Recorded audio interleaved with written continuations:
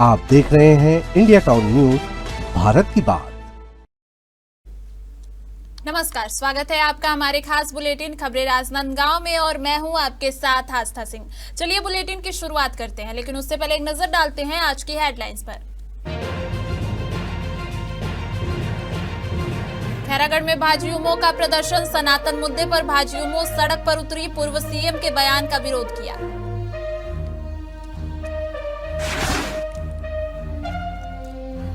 भगवान बिरसा मुंडा की प्रतिमा का अनावरण, बिरसा मुंडा ने आदिवासी चेतना जगाई, संजय सिन्हा कुही कला में धरती आबा को दी गई श्रद्धांजलि। रुद्राक्ष वेलफेयर सोसाइटी का टूर्नामेंट संपन्न, फाइनल में बिलासपुर ने मारी बाजी, उप मुख्यमंत्री ने खिलाड़ियों को किया सम्मानित। कांग्रेस स्थापना दिवस पर शक्ति प्रदर्शन, तिरंगा फहराकर संविधान बचाने का लिया संकल्प, कांग्रेस कार्यकर्ताओं का जोशपूर्ण आयोजन।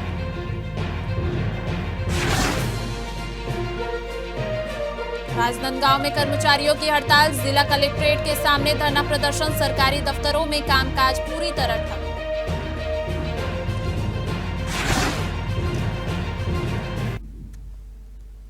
चलिए बढ़ते हैं खबरों की ओर। खबर राजनांदगांव से आ रही है, जहां छत्तीसगढ़ कर्मचारी अधिकारी फेडरेशन के बैनर तले कर्मचारियों ने जिला कलेक्ट्रेट के सामने धरना प्रदर्शन शुरू कर दिया है। यह धरना 3 दिन तक चलेगा और इसमें संगठन ने 11 सूत्रीय मांगे रखी हैं।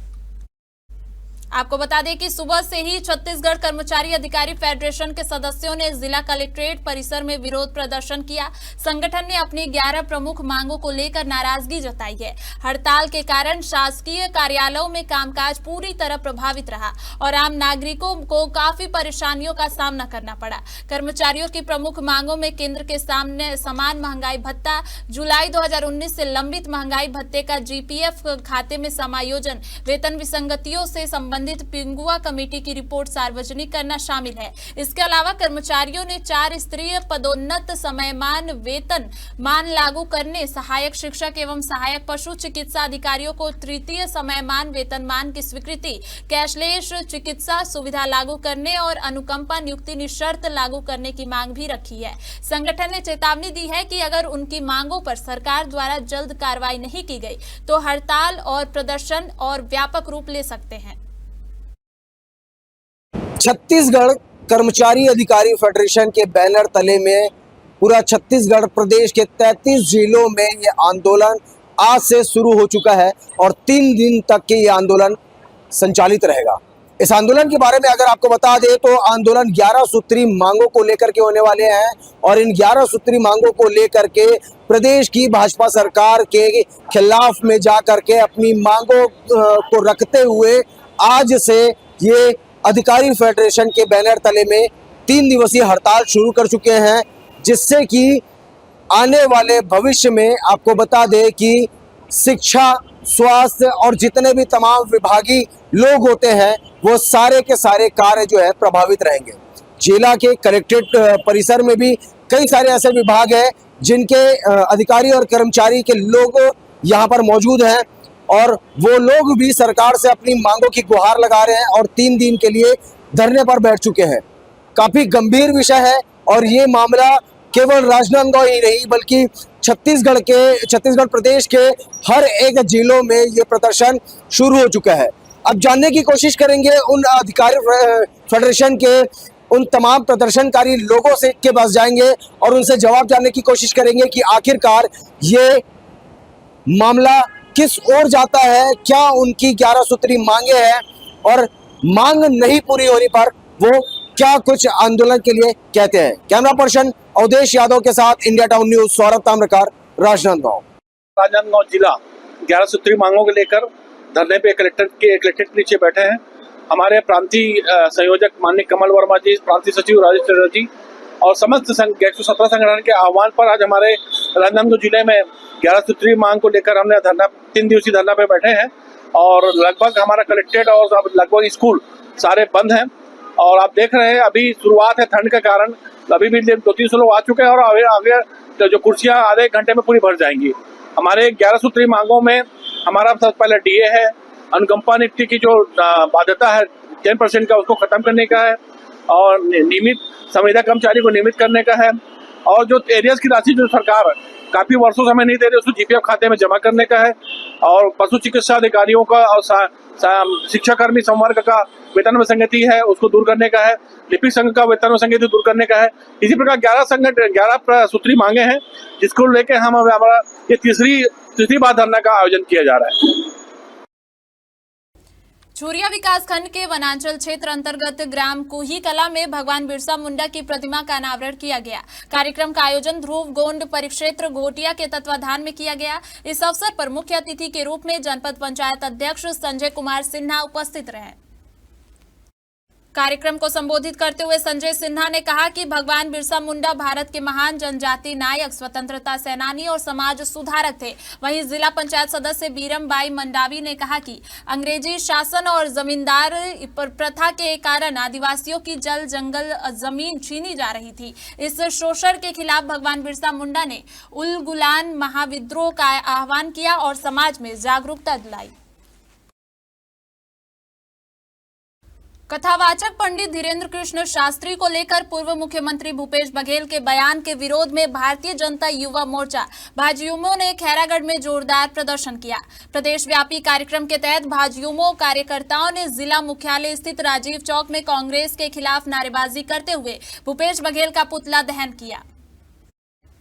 इस दौरान भाजयुमो पदाधिकारियों ने आरोप लगाया कि कांग्रेस नेताओं द्वारा लगातार सनातन धर्म, साधु संतों और धार्मिक परंपराओं पर आपत्तिजनक टिप्पणियां की जा रही हैं, जिससे समाज की धार्मिक भावनाएं आहत हो रही हैं। उन्होंने कहा कि कथावाचकों और धार्मिक आयोजनों के माध्यम से सनातन संस्कृति को जन जन तक पहुंचाया जा रहा है, जिसे कांग्रेस स्वीकार नहीं कर पा रही है। पुतला दहन के दौरान कानून व्यवस्था बनाए रखने के लिए मौके पर भारी पुलिस बल भी तैनात रहा। सुरक्षा व्यवस्था के चलते कार्यकर्ताओं और पुलिस के बीच कुछ देर हल्की झूमा झटकी भी हुई। हालांकि प्रशासन की सतर्कता से स्थिति जल्द ही सामान्य हो गई।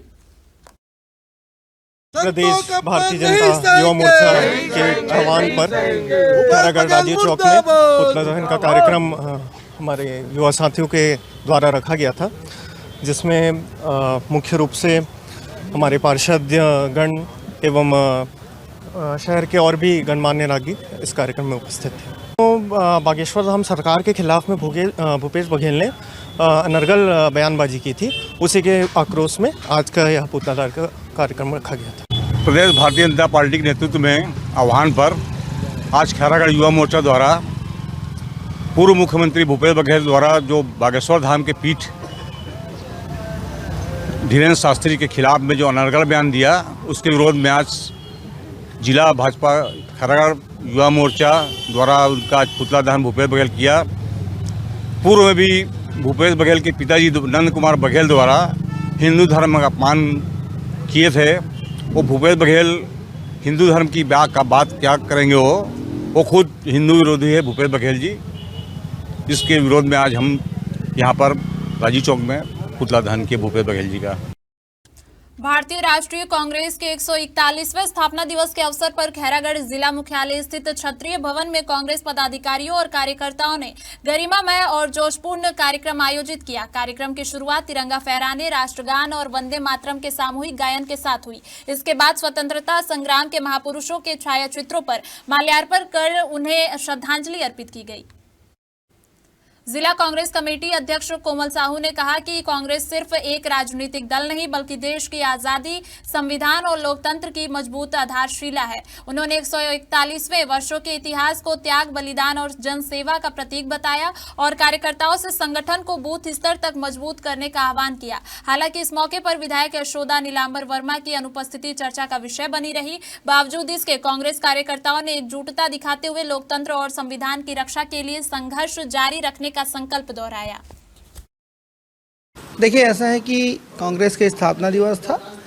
सभी वरिष्ठगण, सभी कार्यकर्तागण बड़ी संख्या में उपस्थित थे और ये हम सब के लिए बड़ा गर्व का विषय है कि आज कांग्रेस का स्थापना दिवस, मुझे लगता है कि पूरे छत्तीसगढ़ में जिला कांग्रेस कमेटी खैरागढ़ ने बहुत उत्साहजनक तरीके से ऐतिहासिक रूप से मनाया है। इसके लिए मैं पूरे संगठन को बधाई देता हूँ। आज हम सब कांग्रेसियों के लिए, पूरे देशवासियों के लिए भी एक गौरवशाली दिन है। कांग्रेस पार्टी की 141वां स्थापना दिवस हम सभी गर्व के साथ मना रहे हैं। प्रदेश कांग्रेस, अखिल भारतीय कांग्रेस के निर्देशानुसार इस कार्यक्रम को हर संगठन स्तर में करने का निर्देश प्राप्त हुआ था। ब्लॉक में भी करना है, जिला में भी करना है, और आज ही राजीव भवन में प्रदेश स्तरीय कार्यक्रम भी आयोजित है। सनातन धर्म के एक प्रचारक के कथित अपमान के विरोध में आज भारतीय जनता युवा मोर्चा भाजयुमो के कार्यकर्ताओं ने जोरदार प्रदर्शन किया। प्रदर्शन में आक्रोशित कार्यकर्ताओं ने पूर्व मुख्यमंत्री भूपेश बघेल और कांग्रेस नेता टीएस सिंहदेव का पुतला दहन कर विरोध व्यक्त किया। भाजयुमो कार्यकर्ताओं का आरोप है कि कांग्रेस नेताओं द्वारा सनातन धर्म और इसके प्रचारक के खिलाफ लगातार आपत्तिजनक बयान दिए जा रहे हैं, जिससे समाज की धार्मिक भावनाएं आहत हो रही हैं। प्रदर्शन के दौरान कार्यकर्ताओं ने नारेबाजी करते हुए कहा कि सनातन धर्म भारत की आत्मा है और इसका अपमान किसी भी स्थिति में बर्दाश्त नहीं किया जाएगा। युवा मोर्चा के नेताओं ने चेतावनी दी है कि अगर इस प्रकार के बयान और कृत्य बंद नहीं किए गए तो आंदोलन और तेज किया जाएगा। इस दौरान कार्यकर्ताओं ने कांग्रेस नेतृत्व से सार्वजनिक रूप से माफी की मांग की है। प्रदर्शन के दौरान मौके पर पुलिस बल तैनात रहा, जिससे किसी प्रकार की अप्रिय घटना नहीं हुई। भारतीय जनता युवा मोर्चा के द्वारा आज राजनांदगांव के दिग्विजय महाविद्यालय के सामने में छत्तीसगढ़ के पूर्व मुख्यमंत्री भूपेश बघेल और उप मुख्यमंत्री टीएस सिंहदेव का पुतला दहन किया गया है। आखिरकार मामला क्या है, इस पूरी जानकारी के लिए हमारे साथ में युवा मोर्चा के पदाधिकारी और कार्यकर्ता मौजूद है। क्या ऐसा व्याख्यात था जिसको लेकर के आज दोनों, एक पूर्व मुख्यमंत्री और उप मुख्यमंत्री का पुतला फूंकने का काम किया है? आप लोगों ने सोशल मीडिया के माध्यम से अभी देखा होगा कि जिस तरीके से भूपेश बघेल ने हमारे जो साधु संत हैं उनके बारे में जिस तरीके से अपमानजनक बातें उन्होंने कही है, उसके विरोध में हम सभी युवा मोर्चे के साथियों ने आज यहाँ दिग्विजय कॉलेज के सामने भूपेश बघेल और टीएस सिंहदेव का पुतला दहन किया है। निसंदेह आपको पता है कि जो रावण और महिषासुर को महान योद्धा और हमारे आराध्य भगवान श्री राम को दुष्ट कहने वाले ऐसे नंद कुमार बघेल के पुत्र भूपेश बघेल जिन्होंने जिस तरीके से अपमानजनक बातें कही है, उनसे और कुछ उम्मीद नहीं कर सकते। छत्तीसगढ़ का उन्होंने नेतृत्व किया है। यहाँ की जो जनता, जो 3.5 करोड़ जो जनता है, उनका प्रतिनिधित्व किया है और उनकी जो आस्था जिन साधु संतों के ऊपर में है, उनका जो अपमान उन्होंने किया है उसको हम नहीं सहने वाले। भूपेश बघेल को सार्वजनिक रूप से और दंडवत उनको प्रणाम करके उनको हमारे साधु संत जो धीरेन्द्र शास्त्री जी हैं, पंडित प्रदीप मिश्रा जी हैं, उनसे माफ़ी मांगनी चाहिए। पंडित धीरेन्द्र शास्त्री जी का अभी छत्तीसगढ़ के भिलाई में भी उनका प्रवचन चल रहा है, उनका कथा चल रहा है, तो क्या लगता है हिंदू देवी देवताओं और साधु संतों की जो आस्था है किस प्रकार से जुड़ी हुई है, और क्या इस मुद्दे को लेकर के भाजपा युवा मोर्चा जो है वो अब FIR तक के पहुंचेगी? जी देखिए, भिलाई में निसंदेह आपने कहा कि बागेश्वर धाम के पीठाधीश्वर धीरेन्द्र शास्त्री जी का कथा चल रहा है। लाखों करोड़ों की संख्या में वहाँ पे लोग पहुँच रहे हैं। बागेश्वर धाम के प्रति, प्रभु श्री राम के प्रति आस्था करके वहाँ लाखों करोड़ों की संख्या में लोग जा रहे हैं। और छत्तीसगढ़ का जो नेतृत्व कर चुके हैं भूपेश बघेल जी, वो साधु संतों का अपमान करके, अभद्र टिप्पणी करके वो ये सोचते हैं कि उनको यहाँ की जनता माफ़ कर देगी। कतई जनता माफ़ नहीं करेगी। और मैं आपके माध्यम से बताना भी चाहूँगा, यह एक बार की घटना नहीं है जब उन्होंने प्रभु श्री राम के बारे में या साधु संतों के बारे में अभद्र टिप्पणी की। इसके पूर्व में भी उनके द्वारा अभद्र टिप्पणी की जा चुकी है। और खासकर धीरेन्द्र शास्त्री जी के बारे में जो हिंदू राष्ट्र की संकल्पना को लेकर चल रहे हैं, हिंदू राष्ट्र बनाने का जो मुहिम उन्होंने चलाया है, ऐसे व्यक्तित्व के बारे में अभद्र टिप्पणी करना, मुझे लगता है कि उनको छत्तीसगढ़ ही नहीं, भारत देश की जनता और राम भक्त कभी माफ करने वाले नहीं है। अब देखने तो ये होगा कि साधु संतों का जिस प्रकार से अपमान इनके द्वारा भाजपा युवा मोर्चा के द्वारा लगाया जा रहा है, जिसके विरोध में आज दिग्विजय महाविद्यालय के सामने में पुतला भी फूंका गया है। अब इस मामले को लेकर के क्या भारतीय जनता युवा मोर्चा जो है वो प्रशासनिक स्तर पर FIR करवाएगी और इस पर किस रूप में देखा जा सकता है कि कार्यवाही किस तरीके से होगी? कैमरा पर्सन अवधेश यादव के साथ India town news, Saurabh Tamrakar, Rajnandgaon. वक्त हो चुका है एक छोटे से ब्रेक का। बने रहिए इंडिया टाउन न्यूज के साथ। कभी कभी चेहरे का छुपा दर्द दुनिया नहीं देख पाती है। दाग, मुहासे, झाइयां सब आपके आत्मविश्वास को कम कर देता है, पर अब नहीं, क्योंकि Rukhsana glow and fair face pack जो दे आपकी स्किन को वो प्यार जो सिर्फ प्रकृति दे सकती है। हर लेयर को साफ करे, हर दाग को करे हल्का और आपकी मुस्कान फिर से लौटाए। Because you deserve to glow naturally. Rukhsana herbal beauty product Amazon, Meesho और फ्लिपकार्ट में भी उपलब्ध। अमीन मोटर्स उड़ान ई रिक्शा छत्तीसगढ़ का नंबर 1 ई रिक्शा शोरूम, जहां आपको सभी प्रकार के ई रिक्शा के वैरायटीज उपलब्ध मिलेंगे। हमारा ई रिक्शा काफी मजबूत है और ये सालों साल चलता है, तो आज ही घर ले आइए आरटीओ इंश्योरेंस के साथ। हमारा पता है अमीन मोटर्स, प्यारेलाल चौक, जीई रोड, न्यायालय के पास, राजनांदगांव। 9827174038 7724047008। राजनांदगांव रुद्राक्ष वेलफेयर सोसाइटी के तत्वाधान में 21 से 28 तारीख तक आयोजित खेल टूर्नामेंट का समापन हुआ। टूर्नामेंट का फाइनल मुकाबला रायपुर और बिलासपुर की टीमों के बीच खेला गया, जिसमें शानदार प्रदर्शन करते हुए बिलासपुर की टीम ने जीत दर्ज कर विजेता का खिताब अपने नाम किया। फाइनल मैच के अवसर पर प्रदेश के उप मुख्यमंत्री एवं खेल मंत्री अरुण साव मुख्य अतिथि के रूप में उपस्थित रहे। उन्होंने खिलाड़ियों का उत्साहवर्धन किया और विजेता टीम बिलासपुर को अपने हाथों से पुरस्कार प्रदान किया। इस अवसर पर उप मुख्यमंत्री अरुण साव ने कहा कि ऐसे खेल आयोजनों से युवाओं में खेल भावना विकसित होती है और प्रदेश में खेल संस्कृति को बढ़ावा मिलता है। आयोजन समिति द्वारा सफल आयोजन के लिए सभी खिलाड़ियों, आयोजकों और दर्शकों का आभार व्यक्त किया गया। आयोजकों ने बताया कि इस लीग के माध्यम से उभरते हुए खिलाड़ियों को अपनी प्रतिभा दिखाने का अवसर मिला, जिससे भविष्य में राज्य और देश के लिए अच्छे खिलाड़ी तैयार हो सकेंगे। Welfare society Chhattisgarh hockey league का ये आयोजन, ये अखिल भारतीय स्तर की प्रतियोगिता और ऐसे इलाके में, ऐसे मैदान में हो रहा है जहां पर छोटे छोटे बच्चे भी सवेरे 5 बजे से हॉकी खेलते हैं। निश्चित रूप से राजनांदगांव हॉकी की नर्सरी रही है। थोड़ी कमी आई थी पिछले कुछ सालों में। एक बार फिर राजनांदगांव के गली गली मोहल्ले में हॉकी सर चढ़कर बोल रहा है। 4 साल, 5 साल, 6 साल के बच्चे भी हॉकी का स्टिक लेकर सवेरे दिखने लगे हैं और इस मैदान पर 300 से अधिक बच्चे हॉकी खेलते हैं।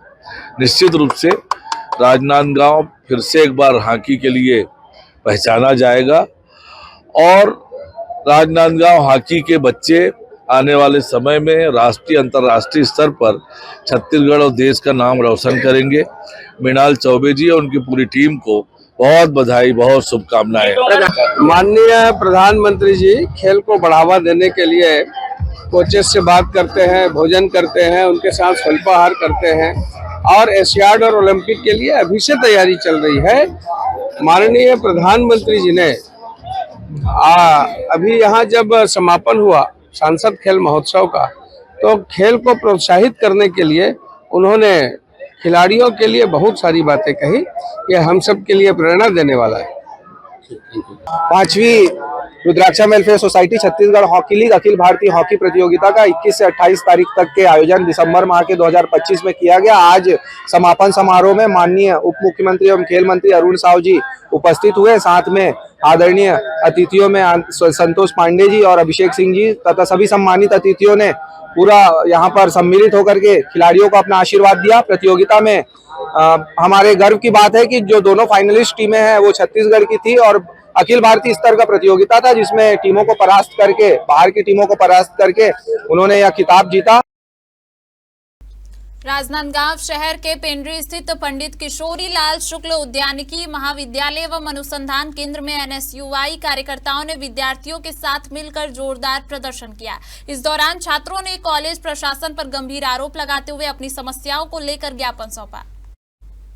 एनएसयूआई कार्यकर्ताओं और विद्यार्थियों ने कॉलेज प्रबंधन के खिलाफ जमकर नारेबाजी की और मुख्य द्वार पर धरने पर बैठकर विरोध दर्ज कराया। प्रदर्शनकारियों का कहना है कि महाविद्यालय में लंबे समय से शिक्षकों की भारी कमी बनी हुई है, जिसके कारण छात्रों की पढ़ाई प्रभावित हो रही है। छात्रों ने आरोप लगाया कि शिक्षकों की कमी के चलते हाल ही में घोषित परीक्षा परिणाम बेहद खराब हो रहे हैं। प्रदर्शनकारियों का कहना है कि कॉलेज प्रबंधन शिक्षा की गुणवत्ता को लेकर गंभीर नजर नहीं आ रहा है और अतिथि शिक्षकों की नियुक्ति पर भी कोई ध्यान नहीं दिया जा रहा है। मामले में एनएसयूआई कार्यकर्ताओं ने चेतावनी दी है कि अगर उनकी मांगों पर शीघ्र कार्रवाई नहीं की गई तो छात्रों के हितों को ध्यान में रखते हुए आंदोलन को और उग्र किया जाएगा। नमस्कार, मैं विश्वनाथ दंगन, आपके अपने चैनल इंडिया टाउन न्यूज से। हम अभी एग्रीकल्चर कॉलेज में हैं, जहां पर एनएसयूआई छात्रों के साथ कुछ मांगों को लेकर पहुंची है और क्या बात हुई जानते हैं। आप अभी एग्रीकल्चर कॉलेज में ही, क्या बात हुई और किस विषय को लेकर यहाँ पे हैं? इस वर्ष महाविद्यालय में 50% से ज्यादा बच्चों को ईयर बैग दे दिया गया। जो फर्स्ट ईयर के बच्चे हैं, जिनको सेकेंड ईयर में जाना था, वो सेकेंड ईयर की पढ़ाई भी कर रहे हैं। आधा बीच में जब उनका रिजल्ट आया तो उनको कहा जा रहा है कि आप ईयर बैग लग गया आपको, आप वापस से फर्स्ट ईयर का पढ़ाई करें। ये छात्रों के साथ सरासर अन्याय है, क्योंकि 2 साल पहले भी इस कॉलेज में यही मुद्दा आया था कि बच्चों को ईयर बैग लग गया। 50% से ज्यादा बच्चों को ईयर बैग लग गया और 80% ऐसे बच्चे जिनको किसी न किसी सब्जेक्ट में बैग लगा हुआ है। तो हमारी कॉलेज प्रशासन से ये मांग है कि बच्चों को बैग का एग्जाम देने दिया जाए, उन्हें ईयर बैग ना लगाया जाए, उन्हें आगे प्रमोट किया जा सके, ताकि किसी बच्चे का 1 साल भविष्य खराब मत हो। एक छात्र भी हमारे साथ मौजूद हैं, उनसे भी जानते हैं कि किस विषय में बैग लगा है। आपका नाम? सर, मेरा नाम प्रदीप मंडल है। किस विषय में बैग लगा है? सर, हमारा जो बैग लगा है प्लांट बायोटेक्नोलॉजी हो गया, फिर प्लांट प्रोपोगेशन हो गया, एग्रो फॉरेस्ट्री हो गया, साथ ही बीड मैनेजमेंट हो गया। ऐसे सब्जेक्ट जिनमें कि टीचर है नहीं, इसी वजह से इनमें बैग लगा, क्योंकि हमारा कोर्स कंप्लीट नहीं हो पाया था। टीचर्स की भी कमी की बात कर रहे थे आप? हाँ सर, एक्चुअली में जो ऑफिशियल असिस्टेंट प्रोफेसर कॉलेज में 13 होना चाहिए, जिसकी जगह पे सिर्फ अभी 3 ऑफिशियल असिस्टेंट प्रोफेसर हैं। और गेस्ट टीचर जो लाए गए थे वो बीच में रिजाइन करके चले जा रहे हैं, जिस वजह से अचानक से हम लोग के लिए एक झटका टाइप का हो रहा है, जो कि पढ़ाई तथा कोर्स कंप्लीट करने में हमें बहुत ज़्यादा असुविधा हो रही है। पहले आप प्रबंधक से बात करने की कोशिश किए थे? पहले हम लोग मौखिक रूप से प्रबंधक से बात करने का कोशिश किया, जो कि उन लोगों का कहना ये था कि हम टीचर का प्रबंधन करेंगे, तब तक के लिए हम आप लोगों को आपके सीनियर सर्स क्लास वगैरह ऐसे लेंगे, जो कि वो भी प्रॉपर रूप से नहीं हुआ है। तो ये थे छात्र और छात्र नेता दोनों। बाकी खबरों के लिए हमारे साथ बने रहिए। नमस्कार, जय हिंद। इनकी मांगे ये थी कि हम लोगों को ईयर बैग ना किया जाए। हालांकि इनकी मांगे जो थी उसमें बेसिक चीज़ें ये भी है, ये एकेडमिक काउंसिल का मुद्दा है। इनका निवेदन एज अ डीन मैं ले लिया हूँ और इसको एकेडमिक काउंसिल में ऑनरेबल वाइस चांसलर सर के साथ में और डीआई सर के साथ में इसको डिस्कस कर लेंगे। दूसरी चीज़ है कि इनका जो कहना है ईयर बैग में नियम ये था कि 6 सब्जेक्ट के से ज़्यादा बैग हो जाएंगे तो ये ईयर बैग कहलाएंगे, क्योंकि इनको नेक्स्ट ईयर में भी कम से कम 10 से 12 सब्जेक्ट है, इसके साथ में ये 8-10 सब्जेक्ट लेके इनके लिए खुद के लिए भी फ्यूचर में बहुत दिक्कत हो जाएगी। इसीलिए रूल्स बना हुआ है। ये रूल्स जो बना हुआ है इनके बेनिफिट के लिए बना हुआ है, लेकिन ये लोग फिर चाह रहे हैं कि हम लोगों का उसमें नुकसान हो रहा है।